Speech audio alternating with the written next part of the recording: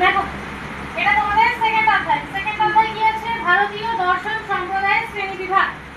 Second অধ্যায়ের নাম হচ্ছে ভারতীয় দর্শন সম্প্রদায়ের শ্রেণীবিভাগ। এই দর্শন সম্প্রদায়কে কটা শ্রেণীতে ভাগ করা হয়? মোট কটা শ্রেণী আছে? 9টা।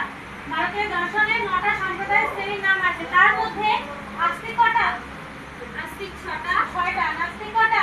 3টে। টোটাল 9টা। এই 9টা সম্প্রদায়ের মধ্যে নাস্তিক কটা বললাম? 3টে নাস্তিক কি কি? 4টা বৌদ্ধ আর জৈন। এই 3টে হচ্ছে নাস্তিক। আস্তিক 6টা কি কি? ন্যায়, বৈশেষিক, সাংখ্য, যোগ, মীমাংসা আর বেদান্ত। টোটাল যে 9টা সম্প্রদায় আছে তাদের দুটো শ্রেণীতে ভাগ করা হচ্ছে, একটা আস্তিক আর একটা নাস্তিক। এই আস্তিক আর নাস্তিক বিভাজনটা কিভাবে করা হয়েছে? নাস্তিক কাদের বলে, আস্তিক কাদের? দেখো, তাহলে আমাদের আগে জানতে হবে আস্তিক কারা, নাস্তিক কারা। বা আস্তিক কাদের বলে? আস্তিক কাদের বলে বলো? সাধারণ মতে আস্তিক বলতে কি বোঝায়? আস্তিক কাদের বলা হয়? যারা ঈশ্বরে বিশ্বাস করে। তাহলে আস্তিক মানে কি? যারা ঈশ্বরে বিশ্বাস করে। ঈশ্বর, এটা সাধারণ মত। সাধারণ মানুষ গুরুত্ব দেয় ঈশ্বরটাকে। যারা ঈশ্বরে বিশ্বাস করছে তাদের বলবো আস্তিক। যারা ঈশ্বরে বিশ্বাস করে না তাদের বলা হয় নাস্তিক।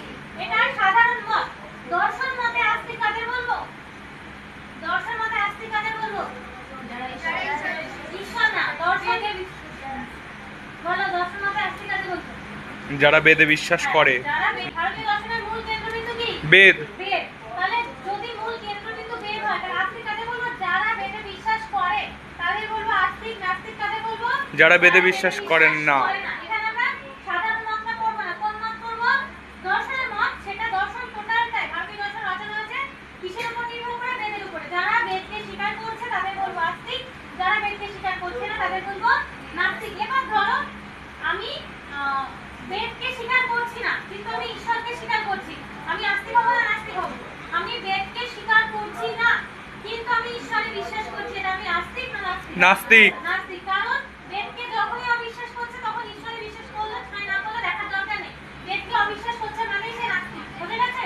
সে ঈশ্বরকে বিশ্বাস করতেও পারে, নাও করতে পারে। আবার আস্তিক হতে গেলে তাকে বেদকে বিশ্বাস করতে হবে। ধরো আমি বেদে বিশ্বাস করছি কিন্তু ঈশ্বরে বিশ্বাস করছি না, আমি তাহলে কি হব? আস্তিক হব। ঈশ্বরটা এখানে